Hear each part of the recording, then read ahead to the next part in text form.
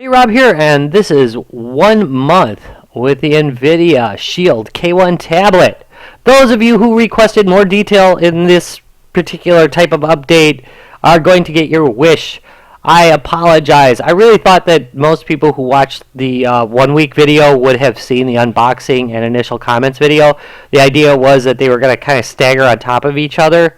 So there wasn't as much detail because I really was expecting people to watch the other video first, which come to find out didn't necessarily happen. I think the other video was still more popular, but the second video was popular too, and a lot of people are like, you know, you really aren't covering very much in this, and that's why. It was just planned to be like done serially.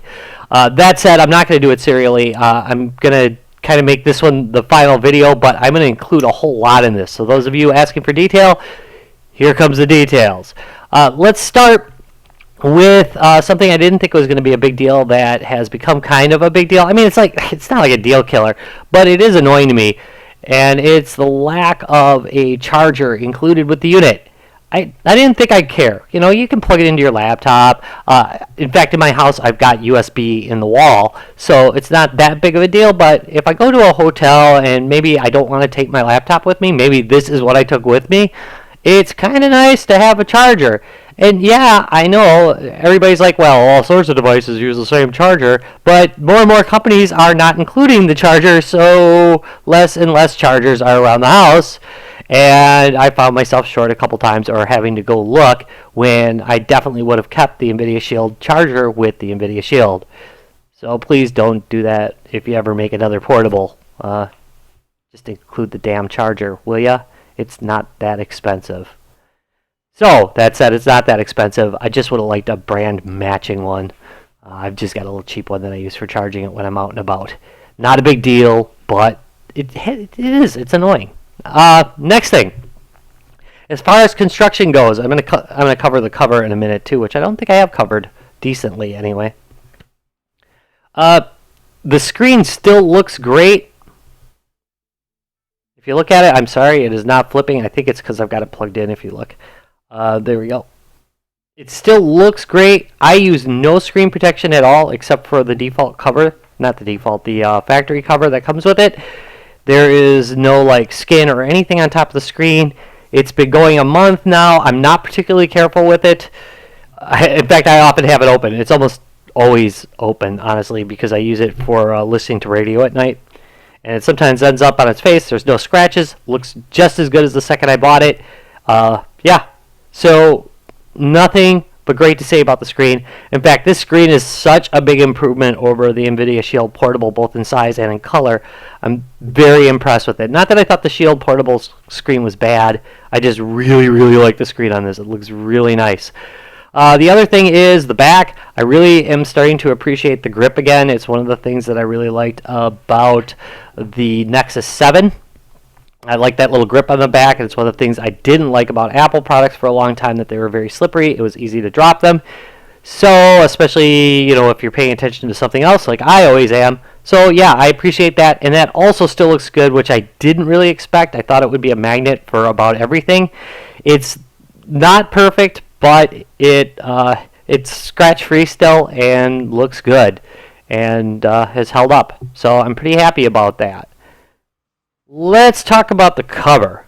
This cover is really good. Now, this is the factory one. I have no idea how the aftermarket ones that work like this one are, but this thing is freaking excellent, if not a little overpriced.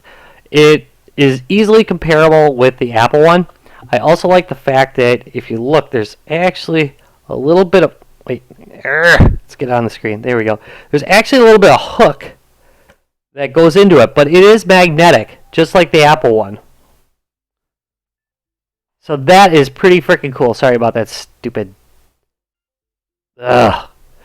Windows 10. That's all I have to say. I thought I was talking to it. Anyway, this really works good. If anything, it is better than Apple's. You can just hang this. I've never felt like this thing's going to fall off of this, and occasionally I can get that to happen on my iPad. So, yeah, really nice. The only thing that I would say is a little bit substandard is when you fold it up to use it as a stand, I find that comes out more often than the Apple version. So you might want to keep that in mind. But still, it's pretty nice. It also is a little bit more prone to picking up dust than Apple's as well because it's got a little bit of fuzz on it. What else do we got? Blah, blah, blah. The touchscreen. Yeah, the touchscreen itself is really nice. I have had very few mistypes due to the screen, the digitizer not picking up what I pressed. That is actually good and kind of uncommon on Android devices. Even the Nexus 7 is not very good as far as trying to type on it. This one has been really, really excellent. The Galaxy tabs are pretty good, but they still have mistakes. And certainly that Dragon that I tested about a year back was terrible. So it's nice to see an Android device with a really good digitizer on it so that when I press the screen, it reacts right away and it doesn't miss. Very nice. Oh, let's keep going, blah, blah, blah. I have heard from folks that this device gets a little bit hot. I have not experienced that. And I use it constantly, and I often use high-powered games, high-end games, what you consider on an Android device to be a high-end game. I've never noticed it getting any more than a little bit warm. I often sit it on my lap. It's often in bed with me. That doesn't sound real good. It's often... No, there's no way of saying that. I have it in the bed with me. Yeah, and it doesn't get hot. A bit like a wife. Boom, boom. No, all right. So I've not noticed any problem with it, is what I'm trying to say. That said, I'm a regular device user, and I probably unconsciously don't put it in situations where it would get to overheat. Other things. I've noticed it is a little bit less stable than the handheld was. It crashes more and has more like bizarre little problems. Things like games not having sound are common. Expendables like that. It'll run Expendable, but I haven't been able to get it to work with sound. And I've rebooted it and started it up again. Still no sound. Plus, it kills the sound driver or the sound service. Daemon. Sorry, we're in the Linux world. Daemon. So after that, there's no sound in anything after I play the game. So I've got to totally reboot the thing. I mean, all the way down and all the way up. So that's kind of weird. But there have been other problems where it'll occasionally freeze and occasionally have other problems. Not real common. It's definitely better than the Nexus 7, but it's not up to how stable most of the Apple products are that I've used. But it feels a lot faster than them. Man, it's fast. It does feel fast. That's another thing, and I didn't put that in the notes. It feels fast. In the menus, in games, I have not seen anything that even appears to put the slightest bit of stress on this device. It's really great. Even games that I didn't think were running slow on my Nvidia Shield handheld, they feel better on this. Quite good. As far as the controller goes, I think that the controller quality is very high. It feels really good. A user mentioned that there is a rumble function on the controller. That is absolutely positively true. The problem is that Android doesn't support it right now. So even though the controller has a rumble function, it does not rumble when you're playing these games, which is too bad because many of these games would benefit from a rumble function. I think I said the same thing about the X1, which is the Android TV device. Let's see. Oh yeah, often the FPS controls, and this is not a fault of the device. This is a fault of the state of Android gaming right now. Many games, especially Modern Combat, the guys at GameLoft should know better. They don't control right, and I think many of you guys know what I'm talking about. They just don't feel right. That said, I played Doom 3 to the end on these devices, on an Android device now. I've actually finished Doom 3 for the first time on an Android device, and that game felt fine. Other games, such as Shadowgun, feel great. I had another one that I had listed. Where is it? Come on. Looking through my notes. Where are they? No, don't do it, Rob. Oh, Half-Life 2. Yeah, Half-Life 2 was the other one. Just feels great. It feels just like the PC. So it isn't a limitation of the device. It isn't a limitation of the hardware. It's not the controller. What it is the software companies have got to step up their game on first-person shooters in mobile. Because obviously people are buying them, so let's make good ones. All right, keep going. SD card slot. I meant to say this on the last one, and I really should have. The SD card in here, it fits way too deep. I have big fingers. I can physically not get my fingers to the point where I can make positive contact with a micro SD card in this thing. So it's way deep down in there.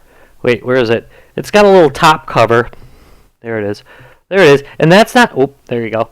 And that's not too bad, but when you pry open the cover and you go to pop out the card, I cannot get my finger deep enough in there. I use a little screwdriver, a little flathead screwdriver to do that. Really inconvenient design. So hopefully on the next version they'll change that. Oh, what else do we got? Oh, now we're going to get into...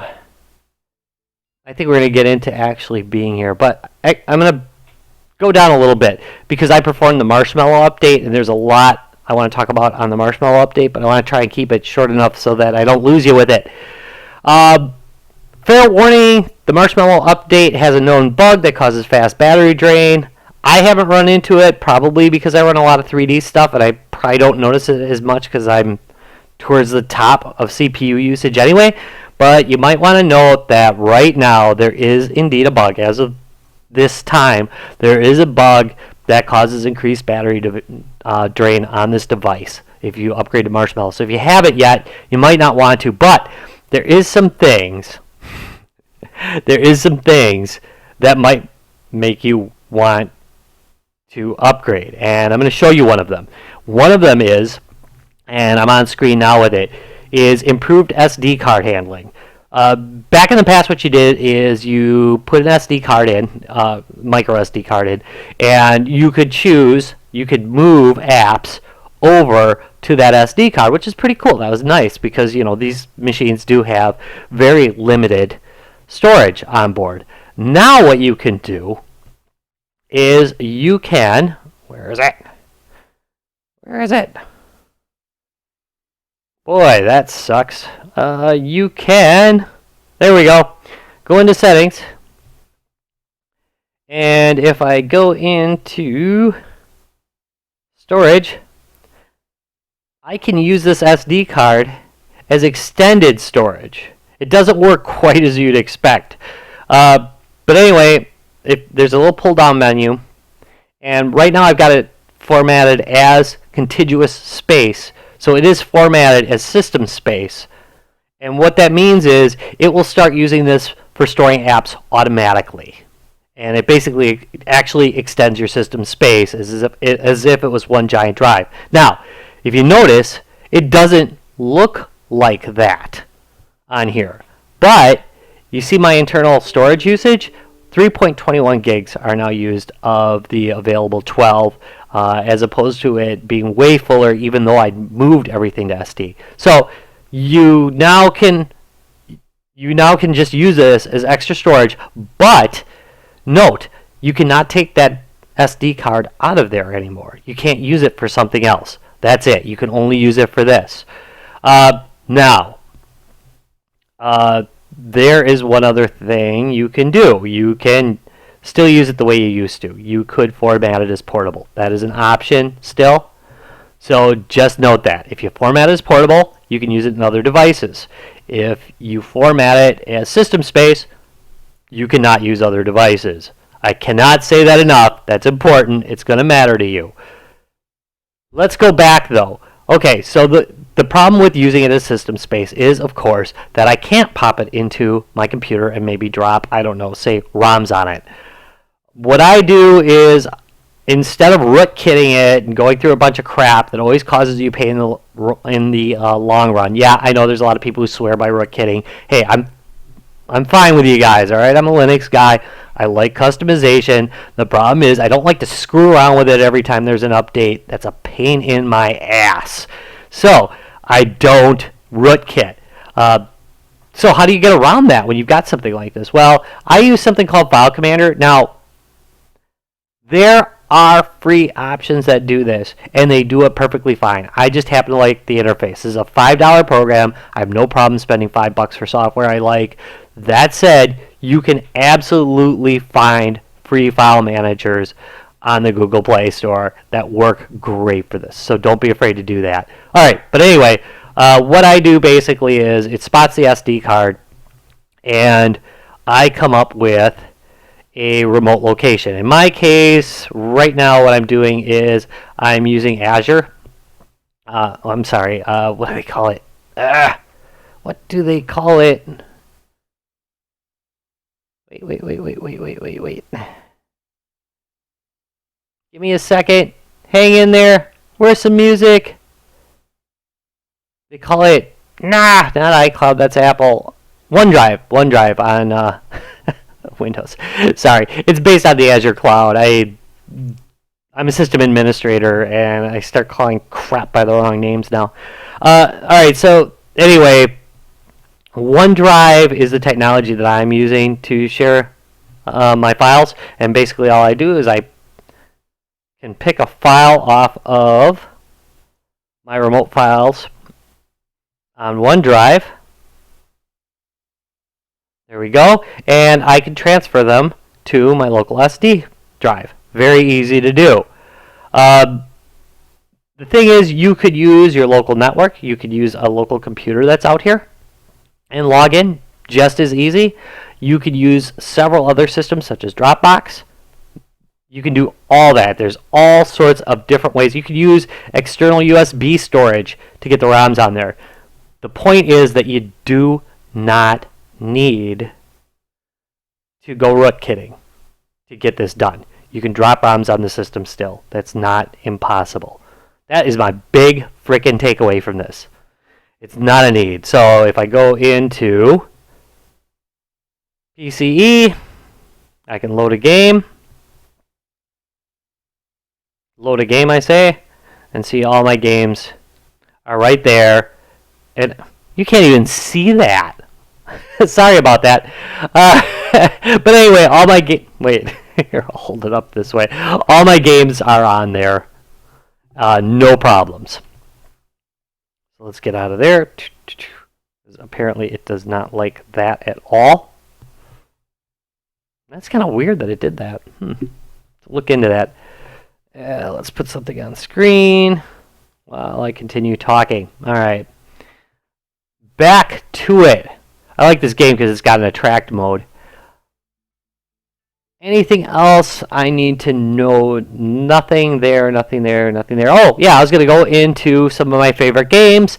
I've just got 3 I'm going to list that I've been playing the heck out of, and then I will let you go right now. Asphalt 8 has moved up to the top of the list. I'm not going to say that's like the best. I shouldn't say. This is the 3 games that I've been playing lately that I enjoy.